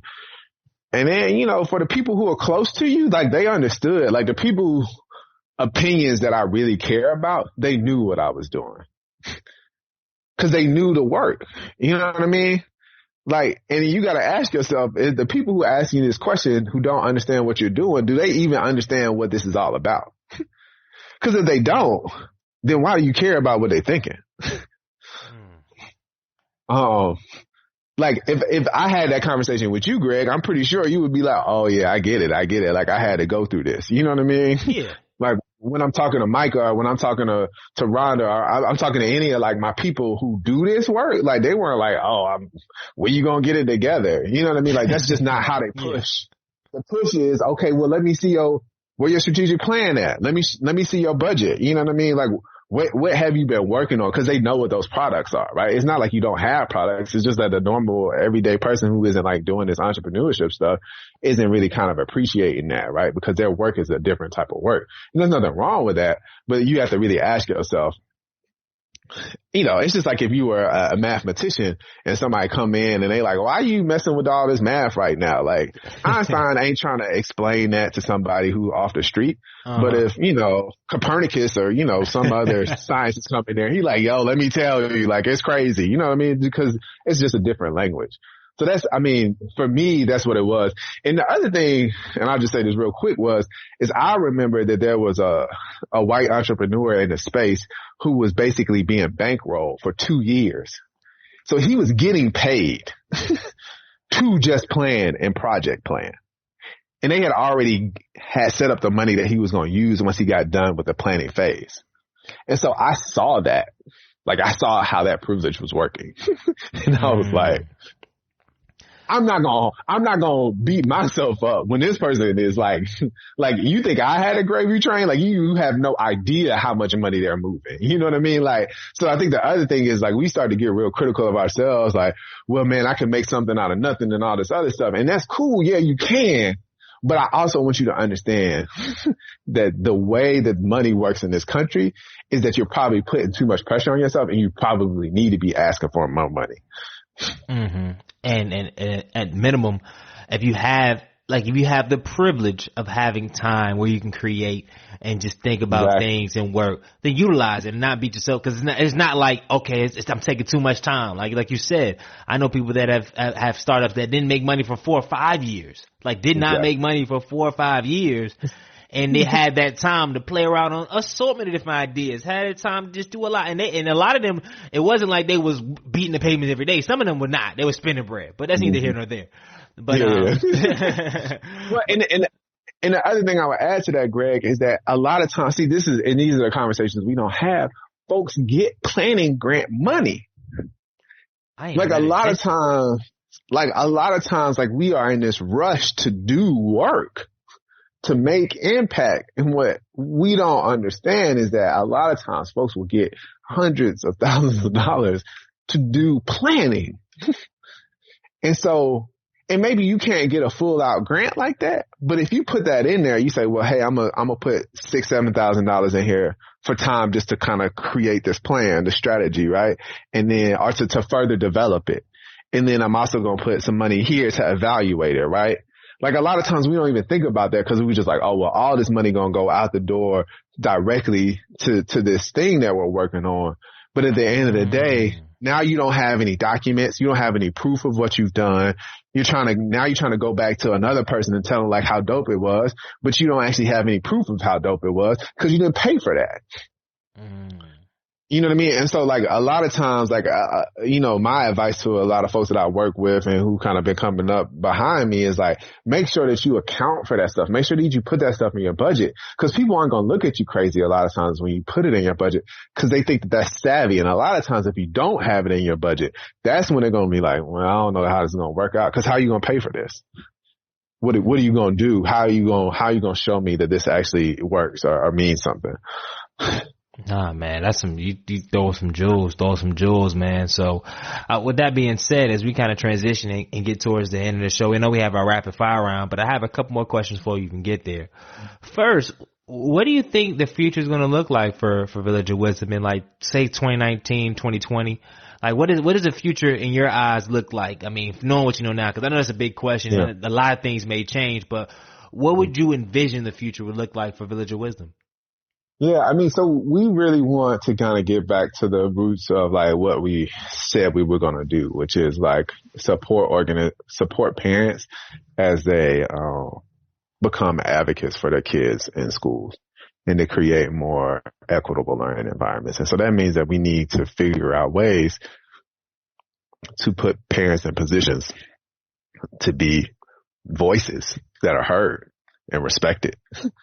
And that can contribute to systemic decisions that are making in school systems. And so that's going to be our push for the next 2 or 3 years to become that organization, to be successful and to do that successfully here in Durham and in the Triangle.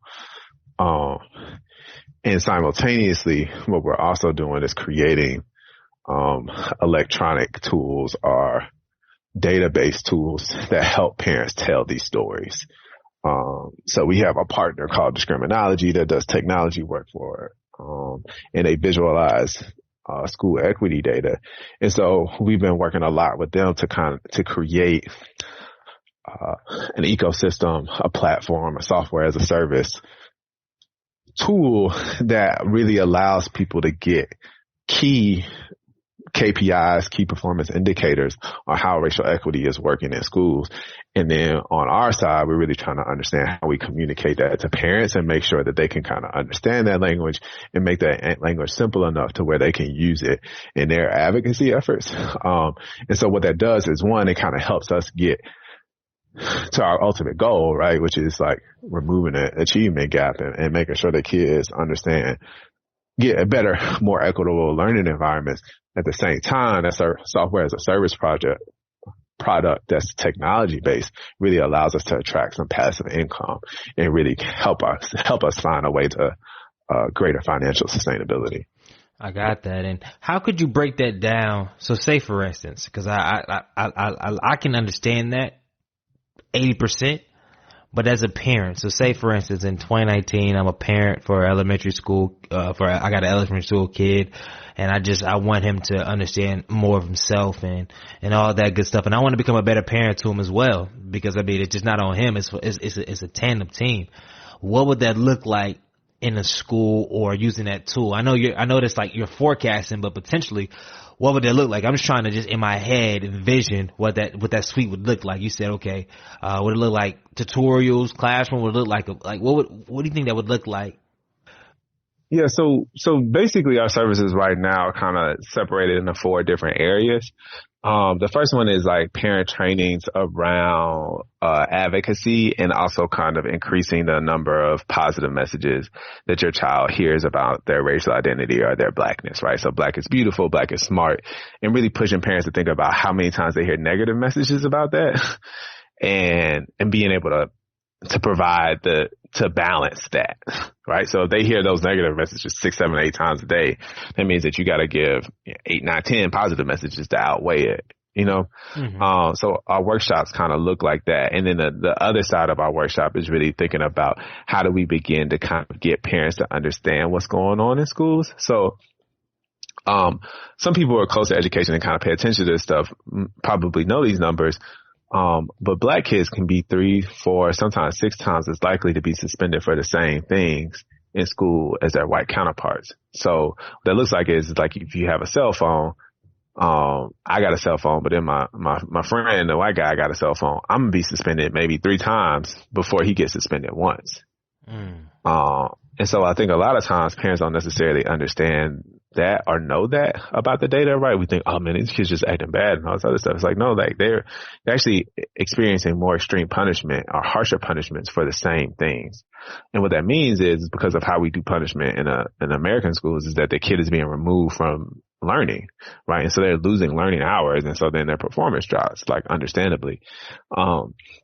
And so we really want parents to understand more about that, right? Like we hear a lot of parents talking about, well, I wish there was more African American history. And a lot of times we kind of cast that off, or like when you really get down to it, people don't like necessarily think that that's something that could solve the achievement gap, right? Like I don't think that that's really how we operate in this country, but really it could be, right? Because we maybe spend, when you think about it, 28 days in February, there's like 3 weeks. So maybe the kids get 15 days at most every school year where they're really kind of focusing on themselves. And again, I told you how much culture is important to learning. And so we really want to give parents the tools that kind of help them see that, right? Like, no, like the classroom actually isn't culturally responsive. And so we've created a survey, where students can actually respond to or comment on or rate the environment that they're in. So do they perceive low expectations from their teachers? Do they notice that, like, what would they say about all of the kids that are in the AP courses or in the gifted courses in their school? Would they say that they look like them, or would they say they look like somebody else?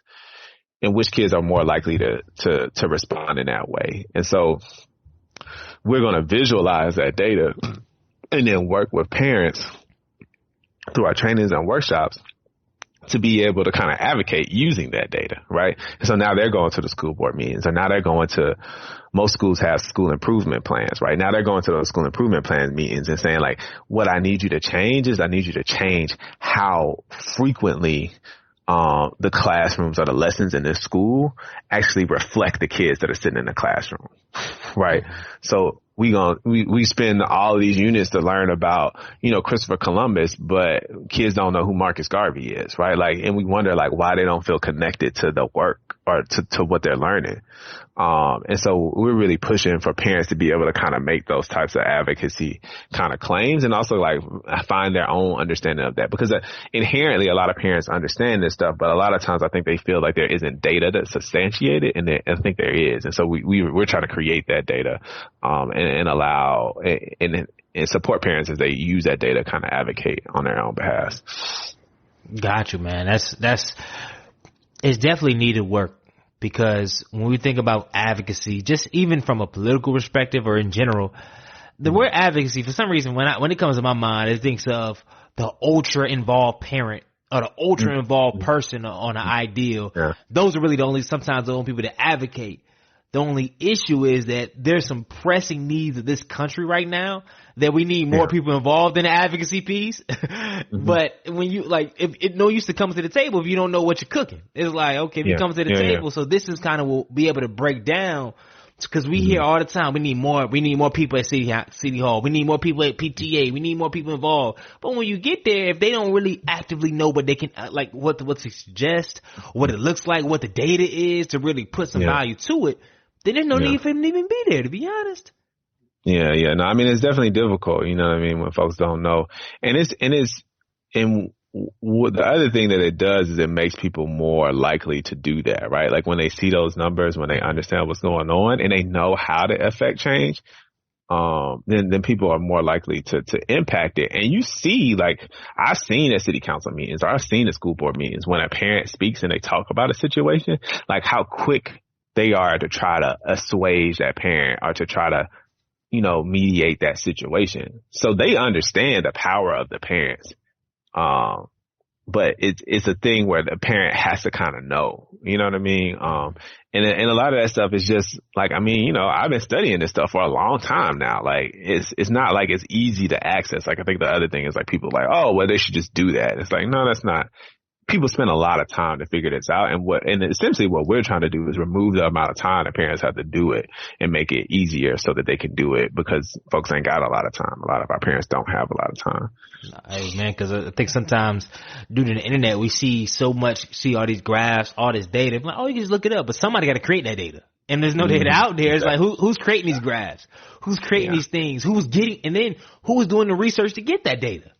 Yeah, so exactly. There's a lot of questions to ask, man. So last question in the future before we get to our rapid fire round. When it's all said and done, how do you want to be remembered, man?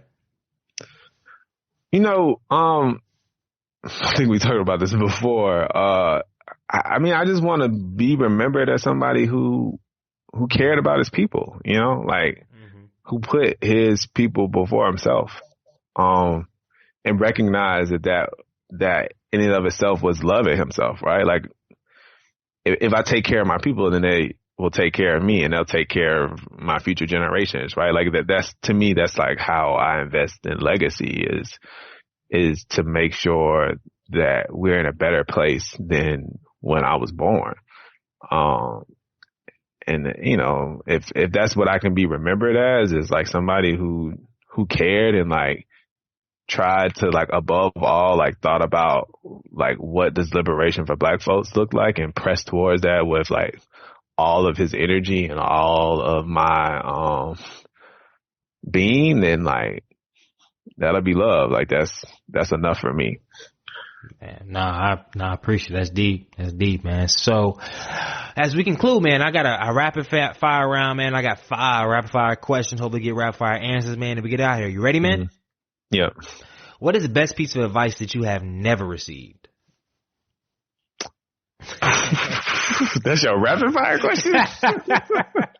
Oh. It's never never received. So that means like you just come up on the fly with kind of what it's just, if you think about it, you backtrack, you got it. Yeah. So I think this piece around, there's a certain level of like egotism that I'm thinking about. But anyway, I think, the thing I was going to say is like this mercy for Black folks piece, like not mercy, but like grace. Like I'm going to show Black people grace. Right. And that's not something I think we hear enough. I don't know if I never received it, but we don't hear it enough, is that we should give each other and extend each other more grace. I love that. And we'll unpack that in another date, man. If you could add one habit and take away one habit, what would they be? If I could add one habit, it would be more reading. And probably what I would take away is like the mindless kind of social media, like searching. So, I saw like, this quick help book. They were like, instead of opening up Instagram, open up your Kindle app and read, and you'll be surprised at how quickly you can get through a book. I like that. That makes sense. What is the book or movie that has had a profound impact on you, and why? Invisible Man, by Ralph Ellison. It's one of the first books I read it in high school, and so it was one of the first books that I think helped me kind of understand Blackness and kind of like how we're positioned in this world, especially in America, the first time, and like really kind of dealt with some of the ideas of like respectability, and who we are and how people see us, and like just remembering like who you are is actually more important than all of the rest of that stuff. There's a scene in the book where he's like questioning whether he should eat this like sweet potato yam on the street because of how people would look at him, and like especially as a black person eating it on the street. And so like it just did a lot for me, and a lot of like how I thought about respectability and what I needed to do and how I needed to show up, and realize that it don't matter at the end of the day. Like if you want to see me as like this ignorant black person, that's what you'll do. But I know that's different for myself, right? Like I know who I am, right? And if I know who I am, then I'm gonna enjoy this thing because that doesn't define me. Like I'm gonna eat watermelon, you know what I mean? Like I'm not gonna worry about how you think about me because you think that anyway, you know. So yeah. That's very interesting. I like that. What is your biggest fear?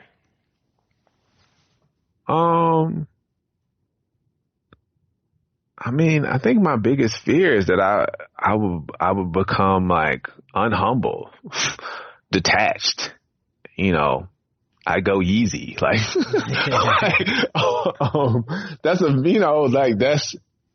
I would just hate it. You know what I mean? Like if that's like where I found myself out, or like, you know, one day I woke up and like, that's who I was. And so. Yeah, that's it. That's it. If you were the president of the United States, what is the first thing you would do? First thing? I mean, right now, I think you gotta let all the like low-level drug defenders out. Like all of them gotta get out. Like they all just gotta get out. I mean, come on, man. It's weed is legal in all these, and not all these states, but so many states, and we got cats serving big time. Time. And then we've had this conversation on the show before. Like I bumped in, I was at Harvard last year, and a guy and a couple white males, they're starting up this weed startup, and there's so many others that they're starting all these, and they're profiting, they're doing all this stuff. They're getting rounds of funding to do more research on it, to get all this stuff. I'm like, bro, there's people in there for dime bags for like an ounce, and they in it for 10 years. Yeah. So they all got it. Yeah. I mean, that's first things first, but yeah. There's a whole bunch of other things on that list, but yeah, man. So that wraps up that round. And as I always say, everybody on this show that comes on the show is a culture change agent. They're doing what they can to change the culture in their own standing. So the last question we have on the show is always the same. If you could change one thing about society, most specifically in our African American culture, what would it be and why? I mean, I'll just be repetitious on this, man. Like, I feel like we need to show each other a lot more grace. And I hesitate to say that this is a part of our culture, but this is a part of like white supremacy that we've picked up and have internalized in our culture, which is where we look down on each other, where we make statements like, black folks don't want to invest in us, or, I can't trust a black business, or, insert negative idea about blackness, and how we repeat that. I would change that, because I think a lot of times we talk ourselves out of supporting each other. We talk ourselves out of doing things for each other, or even committing to each other.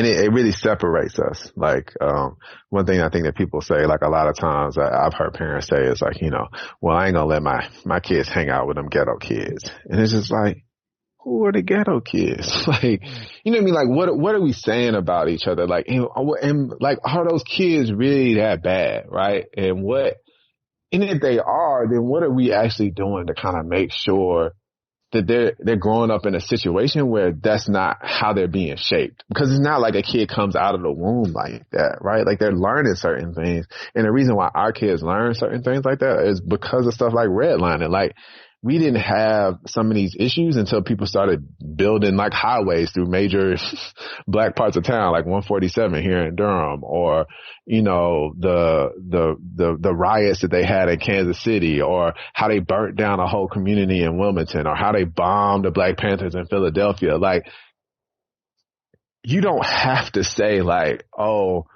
when you're driving by that, like those folks are hood and they lazy. If we actually said, nah, like that's a red line community, like that just completely changes the conversation and who should be held accountable. And I think it helps us have better expectations of each other. And you know, at the end of the day, in some ways, I kind of feel like we all we got, right? And so the more we're together, I think the more we'll be able to move forward. And I think we're moving there, right? Like I think that there's a lot of things that are happening in our culture right now where folks are really kind of choosing to kind of reinvest in each other. And so I'm not saying that we don't do that. I'm just saying that I would remove all of it so that we could do it all the time. Man, that's profound. And I think that's one thing that, as we wrap up this podcast, one thing that we can take away from the podcast, if it was one nugget, is just that awareness piece of the words that we speak on one another. And try to put our feet in other people's shoes in the seat, man, because man, that's profound. Like, ghetto kids. Like, who are these ghetto kids? We say so much offhand stuff about our culture that it is ridiculous that we think like, hold up, man, like really, like, and then after time, like, we were one of them. If we say, we were one of those kids. Like, we grew up around them. Our parents were raised in those environments, like, or our parents were. So how are we so far removed in 20 years now that we like, you can't hang around with someone? It's just, and it makes us think. So, like I said, I appreciate you for giving us a lot of your time, man, showing us about Village of Wisdom, your thoughts on a lot of different things, and really just truly opening up our perspective on questions that we can ask of others, but most importantly, questions that we can ask among ourselves, man. So, like I said, I'm humbled and I'm grateful for you giving us the time and appearing on the show, man. Thank you a lot, Greg. I really appreciate it, man. I had a good time. So thanks for having me on, man. No doubt. So as we close, man, and also too for holding the phone to your ear this whole time, man. Hey, audience, this guy has held this phone up for 2 hours, like no lie, no headphones, no speakerphones. That's a task in itself. But where can we find more information about Village of Wisdom and how can our audience members support your cause? Yeah, man. So we just got a new website up. Been working on it. Wix, y'all. Wix will save your life. Just telling you right now. So villageofwisdom.org. Villageofwisdom.org. You can see our site. And also blackgenius.com. And so when you think about ways to support us, and we're also on social media. So all of our social media is under Village of Wisdom. So the Instagram page is under Village of Wisdom. Facebook is under Village of Wisdom. And Twitter is under Village of Wisdom. We're most active on Instagram and Facebook. And ways to support. So we have Black Genius gear. Don't get it from nowhere else. We got a trademark. You got a trademark? Black Genius. We got a trademark. Blackgenius.com. Go get you some Black Genius gear. You can actually sign up to be a supporter, a monthly supporter of like $10, $20, or $40. For $10 a month, you get one item a year. For $20 a month, you get 2 items a year. And for $40 a month, you get 5 items a year. So, we would definitely love folks to support us in that way. And if you're here local in Durham and you want to try to help us out, we're always, looking for volunteers, and we have different events that folks can kind of support us at. Oh man. Well, shoot. Like I said, everybody, the links and everything that we discussed will be in the show notes, man. So from the bottom of my heart, from the bottom of everybody's hearts, thank you again, man. And Minority Trouble in the Nation, I need to do 2 things and 2 things only. First, make sure you leave a review, comment, share with a friend, all that good stuff. And 2, make sure you are changing the freaking culture. Good night. Boom.